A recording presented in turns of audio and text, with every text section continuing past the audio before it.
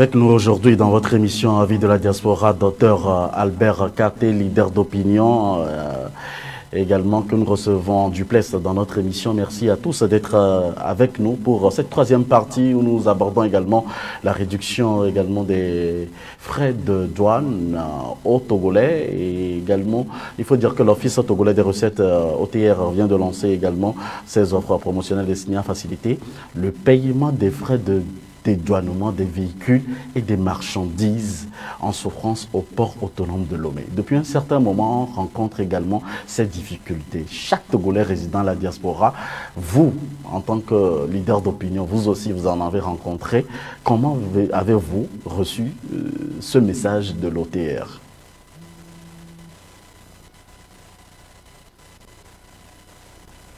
Vous savez, au niveau de la diaspora, le problème de frais de douane est un problème de longue date et beaucoup de compatriotes ont exprimé leur désir de voir ces frais descendre. Et il y a plusieurs connotations à cette demande de nos camarades de l'opposition. Il ne faut pas chercher de midi à 14 heures à comprendre.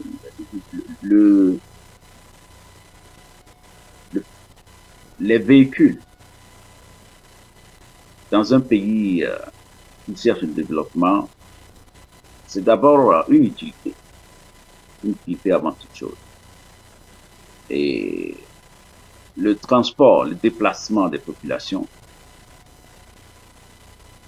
ne peut se reposer uniquement sur des engins à deux roues, mais ou l'avion. Les voitures constituent une grande partie de cela.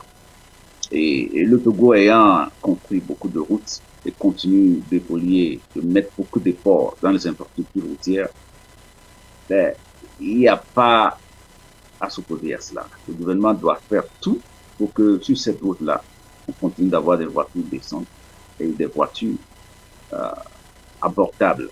Mais voiture décente, est-ce que ça veut dire qu'il faut que tout un pays ait des voitures de moins de 5 ans ou moins de 6 ans? C'est le souhait. Mais même dans les pays développés,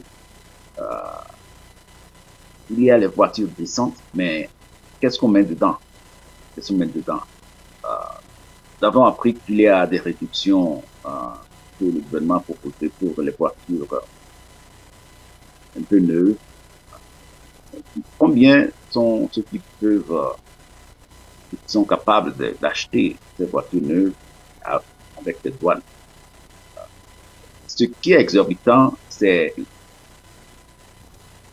comment on se retrouve avec des véhicules d'Okana de l'extérieur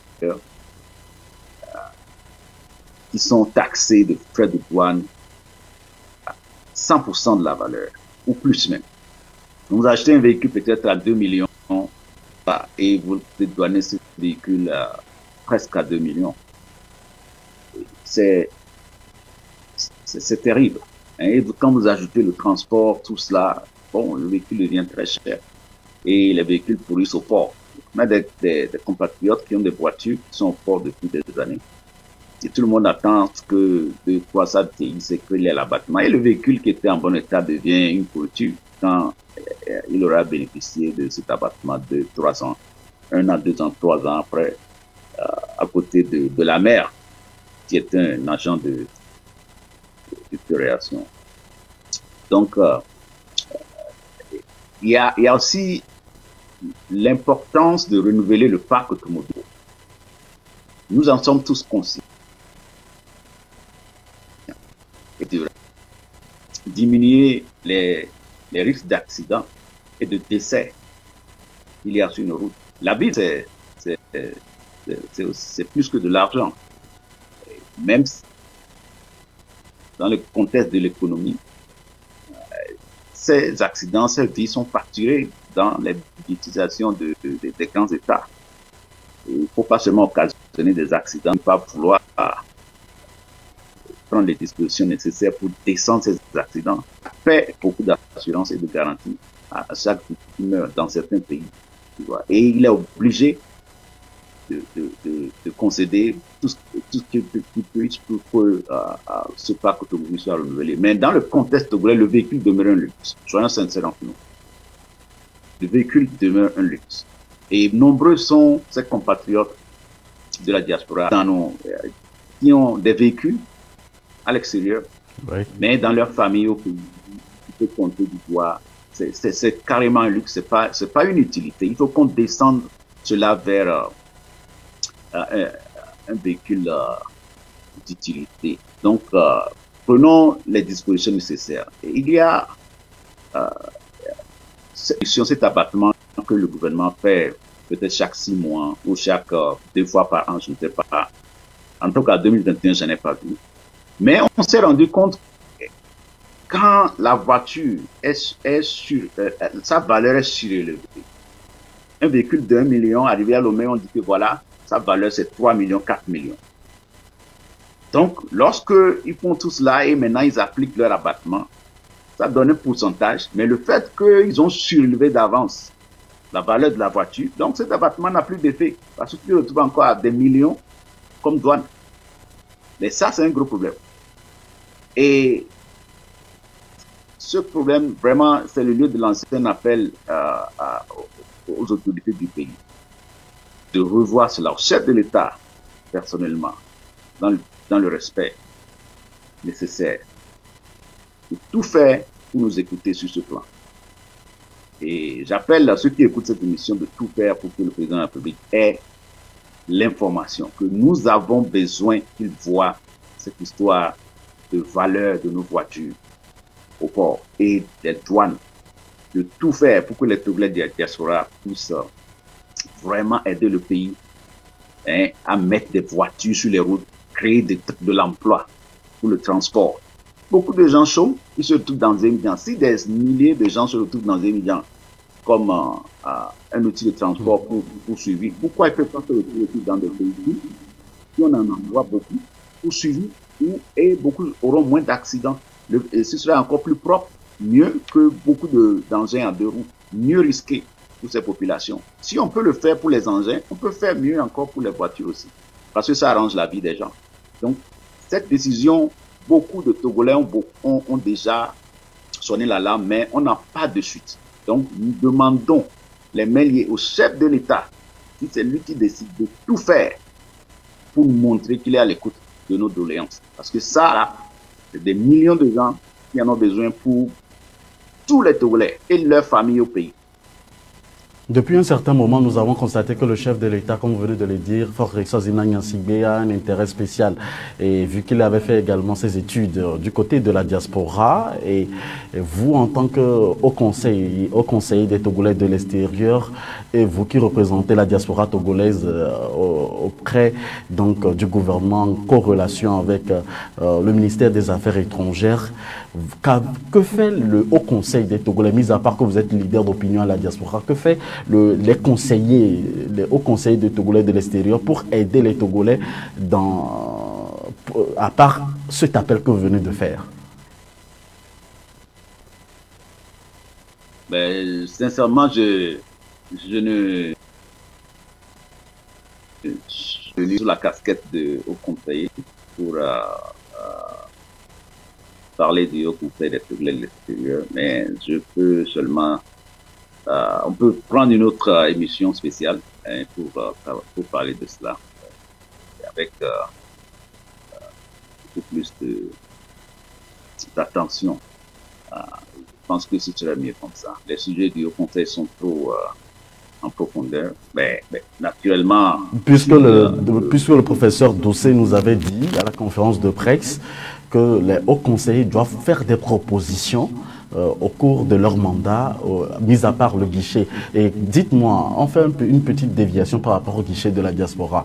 Le guichet de la diaspora, où en êtes-vous? Oui, c'est ce que je dis. Je préfère qu'on ait une émission spéciale sur ce plan parce qu'il y a beaucoup plus de détails à donner sur cela vu le temps qui nous reste. Donc, les sujets de son conseil sont un peu plus en profondeur. Nous revenons maintenant sur les frais de douane au Togolais. Ne pensez-vous pas que cela rend un peu les choses facile si par exemple le gouvernement togolais prend en charge les 40% et réduit en fait les voitures qui viennent au port, et quelles sont les mesures qui sont prises du côté du gouvernement pour aider la diaspora en ce sens? Bon, personnellement, je me dis qu'il y a beaucoup d'options. Je sais que le gouvernement doit survivre, doit essayer de faire ses recettes douanières pour pouvoir supporter le budget de l'État. Figurez-vous qu'il y a plus de 60%, plus de 60% des recettes douanières du Togo qui viennent du port de port autonome de Lomé, de sa section du port autonome de Lomé. Donc c'est la demande que nous avons sur la table va certainement affecter cela. Mais nous disons que dans les calculs, nous pouvons gagner sur la quantité. Même s'ils arrivent à diminuer le taux, les frais de douane pour nous, cela peut stimuler l'économie puisque nous pouvons gagner sur la quantité en envoyant beaucoup plus de véhicules que ce qu'ils ont dans leurs prévisions, et ils vont toujours avoir les mêmes recettes ou encore beaucoup plus de recettes. Si c'est ce que on doit travailler ensemble sur les meilleurs chiffres, les meilleures cotations qui peuvent aider à réussir cela, et donc le gouvernement perdre dans ses prévisions budgétaires. Donc il faut d'abord qu'il y ait cette sonnette d'alarme et une décision de la part du chef de gouvernement pour aller dans ce sens-là, et les propositions seront à son niveau. On en parle, il y a plusieurs astuces pour satisfaire la population, puisque l'objectif du gouvernement est de subvenir aux besoins de nos populations et d'être à l'écoute de leurs doléances. Donc ce que nous exprimons ici est sérieux et nous en avons besoin, mais pas vraiment les abattements qui font là. Si ça aurait, ces abattements, si ça aurait changé le contexte du Togo en matière de parc automobile ou bien satisfaction des Togolais pour ce qui se fait, ça l'aurait déjà fait. Donc on a vu la limite de cette histoire d'abattement, les conséquences de cette surévaluation de nos véhicules d'occasion. Donc nous voulons quelque chose de nouveau et quelque chose d'extraordinaire, même s'il faut des exonérations douanières sur nos véhicules pour 1 an, uniquement aux Togolais. Uniquement aux Togolais, pas aux étrangers. Pour aider le Togo à renouveler son parc automobile pendant une période limitée donnée, considérable, ben, on va délivrer. Je pense que et le gouvernement et nos frères et sœurs à l'extérieur, tout le monde sera satisfait d'avoir la construction de ce pays. Et je pense que c'est quelque chose qui va nous unir. Parce que lorsque nous avons des intérêts communs, ensemble, économiquement, on peut aussi avoir d'autres intérêts et s'entendre sur d'autres sujets. Donc, c'est un point culminant, cette histoire, parce que ça va créer de l'emploi, ça va sauver des vies, ça va stimuler l'économie et, en fin de compte, soutenir le développement du pays. Monsieur Dr Kate, que nous recevons depuis Nebraska, nous saluons toute la communauté de Nebraska et nous sommes à la fin de cette émission. Dr Kate, dites-nous votre message à l'endroit en tant que leader d'opinion, président de la diaspora et surtout également au Conseil des Togolais de l'extérieur. Un message à l'endroit de toute la diaspora qui nous regarde sur Afro-Web TV. Ben, c'est aux compatriotes de la diaspora, je continue de dire de rester concernés par la cause de notre communauté, de la diaspora. On dit de nous que nous sommes une région. La question était dans la fiche, est-ce que c'est du blanc?